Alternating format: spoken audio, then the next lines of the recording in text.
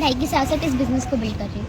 अच्छा, क्यों कर रहे हो आप बिजनेस? आपको पढ़ाई करनी चाहिए, आपकी उम्र तो पढ़ाई की अभी। You are right sir. अभी आप लोग भी सोच रहे हो कि मैं इतनी छोटी हूँ, अभी तो मुझे पढ़ाई करना चाहिए।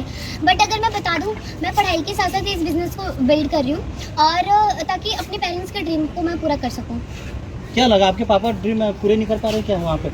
सर बिल्कुल सही कहे आपने कहा, लेकिन अगर पेरेंट्स अगर ड्रीम पूरा कर रहे हैं, वो तो पेरेंट्स का ड्रीम हो गया ना। मेरा ड्रीम तो मैं ही पूरा करूँगी ना। अरे वाह। अच्छा, आप क्या सोचते हो कि आगे जाके आप 1 साल के अंदर में क्या गोल लेके आए हो यहाँ पे? कि मेरी इनकम 1 लाख रुपए हो, अच्छा। और मतलब अपने पेरेंट इतनी सर्टेन एज तक अपनी सर्टेन एज तक आते मुझे किसी के सामने हाथ ना फैलाना पड़े, मैं इतनी काबिल बन जाऊँ। अरे वाह, ग्रेट, बहुत बढ़िया। अच्छा मैम, ये ड्रीम कहाँ से बने आपके? कैसे बन के ड्रीम? मीटिंग्स में आके। मीटिंग में कौन, यहाँ के आगे हुए? हाँ जी मगर किसने प्लान तो दिया होगा पहले घर में?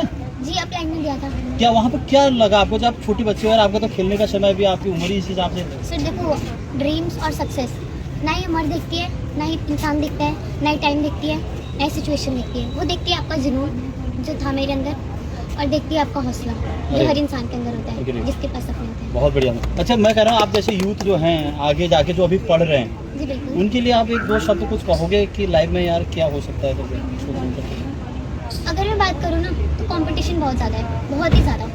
10वीं का एग्ज़ाम देने के लिए 10 लाख बच्चे देते हैं, जिसमें से 10 लाख बच्चे में से अगर मैं बात करूँ तो 1 लाख बच्चों के पास ही ड्रीम्स होते हैं कि हमें 90% स्कोर करना है, जिसमें से 60,000 बच्चे ही 90% पे आ पाते हैं, और जिसमें से सिर्फ मुश्किल से 500 बच्चे ही अपने ड्रीम्स को पूरा कर पाते हैं, या तो अपनी सिचुएशन के या फिर चैलेंजेस आते हैं जिसके उस हालत की वजह से अपनी स्टडी छोड़ देते हैं। अब बताइए 500 बच्चों में से क्या आपके चांसेस हैं आप भी बन सकते हैं?